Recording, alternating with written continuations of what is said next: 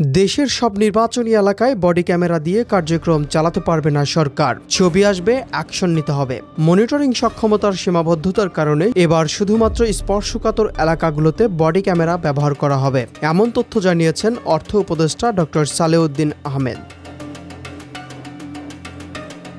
সচিবালয়ের মন্ত্রিপরিষদ বিভাগের সম্মেলন কক্ষে সরকারি ক্রয় সংক্রান্ত উপদেষ্টা পরিষদ কমিটির বৈঠক শেষে জীবন অবাক না করলে কে করবে? 28% মিল্ক ফ্যাটের অবাক করার সাথে ফ্রেশ মিল্ক পাউডার। জীবন অবাক করুক প্রতিদিন। সাংবাদিকদের তিনি জানান, আগামী জাতীয় সংসদ নির্বাচনে মাঠ পর্যায়ে নিরাপত্তা জোরদার করার জন্য 40,000 বডি ক্যামেরা দেওয়ার পরিকল্পনা থাকলেও তা এখন কমিয়ে আনা হচ্ছে।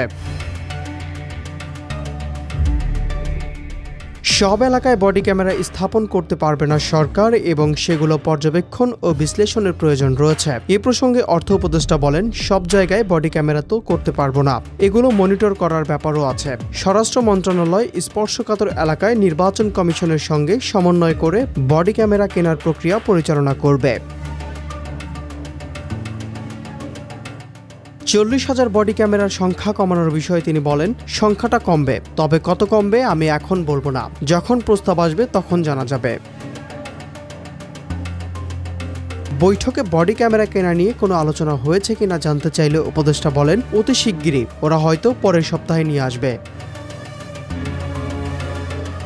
উপদেষ্টা আরও জানান, বডি ক্যামেরা নিয়ে সরকারের পক্ষ থেকে অনেক পর্যালোচনা করা হয়েছে। বডি ক্যামেরা প্রথমে অনেকগুলো ব্যবহারের পরিকল্পনা করা হয়েছিল, আমরা পর্যালোচনা করেছি, মূল্য নির্ধারণ করেছি এবং প্রকিউরমেন্ট প্রক্রিয়াকে স্বচ্ছ রাখার উপর গুরুত্ব দিয়েছি।